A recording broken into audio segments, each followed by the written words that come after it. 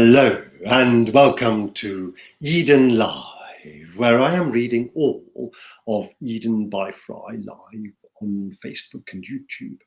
And of course, you then also find the recorded clips on IGTV, Instagram TV. Now, if you're extremely observant and pay attention to detail, you may notice a new book here above my head, sort of approximately there. And I'm just going to mention it today. I'm not going to take it down and show it to you. I might do that when we are between volumes, but we're right in the middle of something completely different. And so let me just mention it. It's the Atlas of Digital Architecture. And if you're interested in architecture at all, be that because you're an architect, or because you're an architecture student, or because you just have a general interest in architecture, and also in particular, if you have an interest in the touch points between architecture and information technology, then I wholeheartedly recommend this book to you. It is available everywhere now. You can order it from your favorite online bookstore. And also, of course, there's this new thing which has started, I think, in the US and is now available in the UK. I don't know about anywhere else, called bookshop.org, I think, which allows you to order your books from your local store online as easily as if you were buying them from the monopolist store that everybody else uses all the time. Anyway, this is out now. It's 700 pages. I'm involved in the sense that I wrote it, but it's not my knowledge. I'm not an architect and I'm not an information technology specialist, certainly not professionally. The knowledge, the expertise, and the wisdom is that of 25 different university professors who teach at different universities across Europe. And they, in conversation, gave me their knowledge, and I then wrote the book for and with them in a process of collaboration which took 4 years and is now complete, and there it is. That's the Atlas of Digital Architecture, which I'm immensely glad and, as you can tell, happy and a little bit proud to now have on the shelf, because it was such an exciting and such a deeply rewarding undertaking, and it's quite unique as well. I think there's no book quite like it, which is why we wrote it. Anyway, but that's it for the time being. I may take it off the shelf and actually show it to you when we're between volumes. But we're right in the middle of a story, which has on the surface nothing to do with it at all, though if you know me, you know that I think everything is connected, and so this in a way is also connected. But let us go back to where we were at, which is the Snowflake Collector. Now, I've been promising you. Now I will show you the illustrations that Diego Cassia made, and there is an illustration between this chapter and the next one, but I'm not going to show it to you yet. I will show it to you next time. I'm keeping it because it fits better with the next chapter, even though it sits between the two.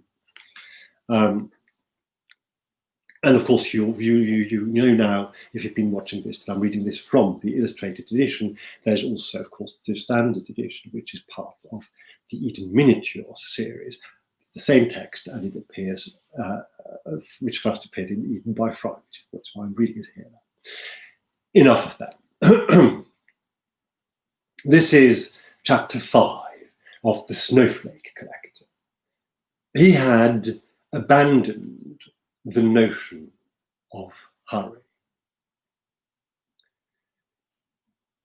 With daylight hours gradually usurped by darkness now, and cooler, longer nights now spreading their still presence over the valley, the Snowflake Collector set about his endeavour. After the early snowfall towards the end of October, which had soon ceased and given way to one more spell of golden autumn with spice in the air, winter had now been sending more heralds, tentatively at first, but unmistakably nonetheless, and welcome. While he knew now how to collect snowflakes, and knew what things he needed to obtain, and what things to make before he could do so, The Snowflake Collector was in no hurry. It had been many years since he had last allowed the world to impose on him any hurry, and it had revealed itself to him so futile then, so unnecessary and unnecessarily restless, that he had abandoned the notion of hurry altogether, never to seek it out again or permit it to return. It would suffice completely, he knew, to collect one, maybe two snowflakes to begin with. Better, he thought to himself, do this and do this well, than to rush into constructing a shed, indispensable as it would undoubtedly be, or building the sturdy boxes for the delicately crafted case. No. He would build a case, yes, from wood he had already stored under the roof by the side of his hut. And he would cut some plates from glass he knew where to buy, and he would use some of the superglue that had been languishing in his toolbox for years, but never been opened. And he would collect one or two, or maybe 3 snowflakes, and see how that felt. How at home they would be in the case he would build. So when Janos next wandered up the narrow path toward the end of the valley to sit outside the Snowflake Collector's hut and maybe nod hello to him, maybe not, he found him there in the late autumn sunshine sawing pieces of wood. He was not a master carpenter, the Snowflake Collector, but he had for many years now been living on his own in his hut. And soon after moving here, he had purchased, for very little money, a small plot of land further down the valley, right by the stream, where there were already some firs, and where he now planted, for every old one he cut down, 2 young trees. And so he had, over time, gained enough experience making things out of wood to do so confidently and well. Janos nodded what may have been a hello to the Snowflake Collector, and the Snowflake Collector understood and nodded back what to most people might have been barely noticeable, but to Janos, with similar certainty, signaled hello. It would often be the case now that Janos would find the Snowflake Collector thus, or otherwise, engaged in preparing his snowflake collection. He never explained what he was doing, and Janos never asked, because to both it was obvious.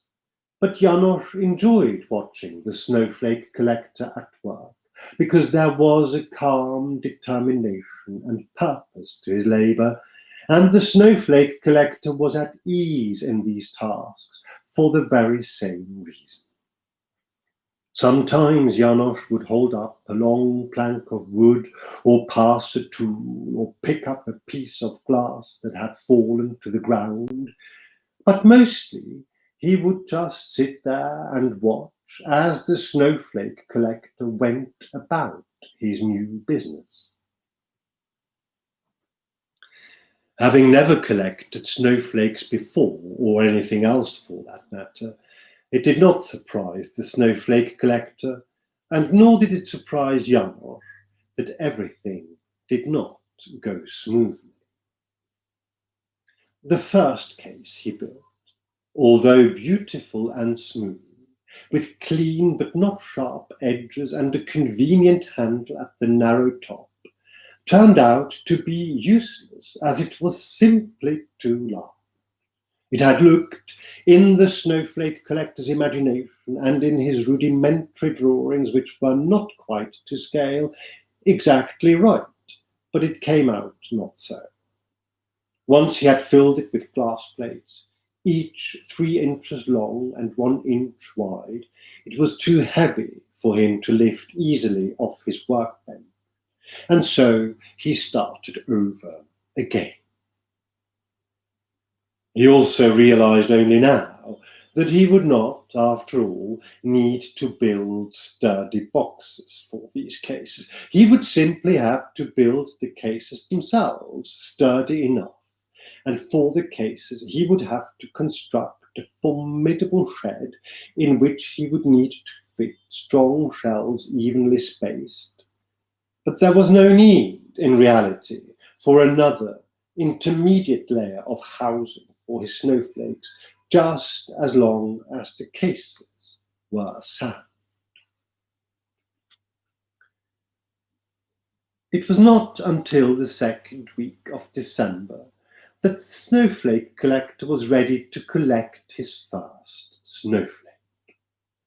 By then he had made and destroyed a first case for snowflakes that had turned out to be unwieldy and large, and he had made and dismantled a second one, which had been right in size and shape, but in which the glass plates that were to hold the snowflakes did not sit snugly enough, but rattled when he closed the lid and lifted the case off the bench. And this, the Snowflake Collector was certain, would not do. Having dismantled the case, he then saw that there was no easy way to fix the inadequacy, say by adjusting the slot width for the glass plates, which had too much give. And so he discarded that second case too, and made a third, better one. This he found when he slid in all the glass plates he had by now cut from large sheets of plain glass, cutting himself several times in the process, and once very painfully so, to be, if not perfect, then sufficiently solid and sturdy and strong. By now there had been snowfall on several more occasions, but the Snowflake Collector was glad that circumstances had conspired, and maybe he and his subconscious mind had conspired with them, to make him wait until now, until very nearly the beginning of winter, before he commenced his immense undertaking. He was not a stickler for rules, and it would have disquieted, even appalled him to know himself one who waited for the official date for the start of the season or anything else. But if there was one thing the Snowflake Collector believed to be true, then it was that to everything there is a season. And while he had not given it any elaborate or conscious thought, he felt instinctively that the time for collecting snowflakes had not come until now. Now, towards the end of the second week of December, with the feast of St. Nicholas already gone, and the days in the valley short now and sombre when the sun wasn't shining, and crisp and cold and still very short when it was, the Snowflake Collector woke up one morning from a night of fitful sleep, with no dream that he could recall, and as he opened his eyes and glanced from his narrow, hard bed to the small cross-hatched window, which in all the years he had lived here had never been curtained, he saw that there was snow on the sill, and there were big, heavy snowflakes tumbling again down from the sky, as there had been on that day when he had resolved to become the Snowflake Collector, which now seemed eternities in the past, but which was only in fact some 6 weeks ago, at barely the end of October. His heart leapt at the sight, because he knew that this was the day, that the hour had come, that the convergence of all things leading up to now had finally made this now possible and real.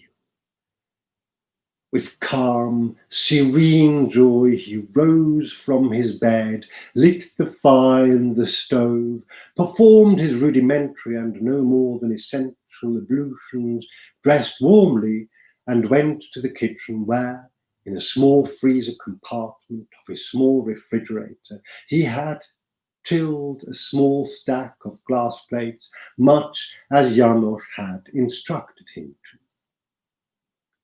With 3 of them, he went outside, picking up from the kitchen drawer the small tube of superglue he had placed there in preparation, and in front of his hut, he put everything down on his bench. There, he carefully dabbed a drop of glue on a frozen glass plate and, holding the plate in his hand, raised his eyes to the sky.